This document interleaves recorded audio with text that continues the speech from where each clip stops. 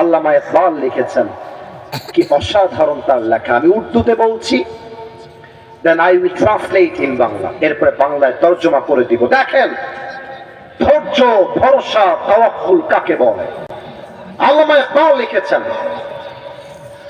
गम के बाद खुशी जरूर आती है और ये खुशी अपनी रब की तरफ से ही आती है। हर रात के बाद दिन की रोशनी छा जाती है और सब्र करने वालों को नेमत खुदा की तरफ से मिल ही जाती है। जो दुख में भी अपने रब को याद करता है, रब उसका हाथ कभी नहीं छोड़ता। जो दुनिया से कुछ ना कहे बस अपनी रब से कहता है, उसकी दुआओं का जवाब हमेशा खामोशी में आता है। इसलिए जब तुझे मांगना हो तो उसी से मांग, जब तुझे पुकारना हो तो उसी को पुकार, और जब तुझे भरोसा करना हो, जब तुझे सब्र करना हो तो उसी पर कर, क्योंकि भरोसे के काबिल, सब्र के काबिल सिर्फ वही है। वो तेरा रब है, वो तेरा अल्लाह है। এবার বলুন কত ঠিক আছে কিনা। আল্লামা ইকবাল লিখেছেন, রাতের পরে দিন যেমন আসে, কষ্টের সাথে সুখও তেমন আসে।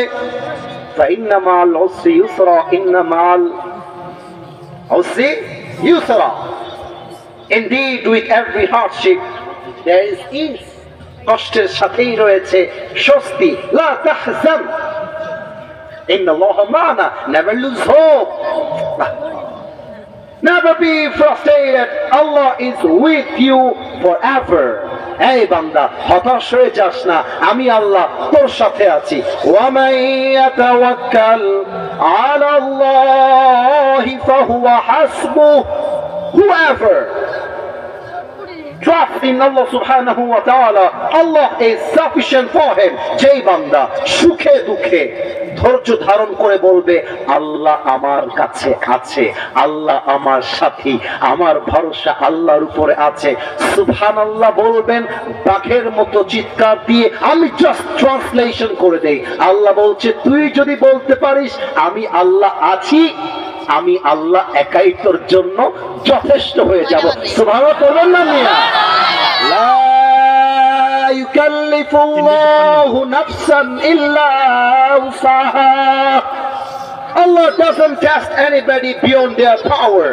আল্লাহ কখনো তার বান্দাকে কোনো কষ্ট সাধ্যের বাহিরে চাপিয়ে দেয় না। ফাতেমা 5টা দোয়া আমার সাথে পড়ো, আপনারা পড়বেন।